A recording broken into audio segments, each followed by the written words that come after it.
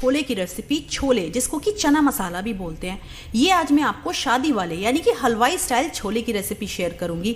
छोले तो आपने बहुत तरह से खाए होंगे पर इस तरह से नहीं बनाए होंगे। यहाँ पर आप इसका रंग देख सकते हैं, देखते ही मुंह में पक्का पानी आ रहा होगा।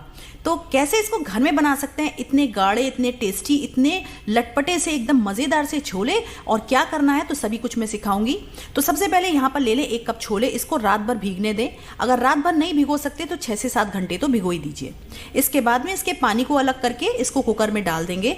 इसमें डालेंगे 1 चम्मच नमक, साथ ही 2 ग्लास के करीब पानी डाल देंगे। पानी हमें इतना डालना है कि छोले अच्छे से डूब जाएं और मिक्स करके ढक्कन लगा देंगे। ढक्कन लगाकर मीडियम हाई फ्लेम पर हम इसमें 6 से 7 सीटी ले लेंगे। तो फ्रेंड्स, यहाँ पर बेहद आसान और बेहद ही टेस्टी रेसिपी बनने वाली है। इसको आप बिल्कुल कंप्लीट देखें, एंड तक देखें, क्योंकि बहुत ही मज़ेदार रेसिपी तैयार होने वाली है। इसको आप घर में एक बार बनाएं और आपको बहुत ही ज़्यादा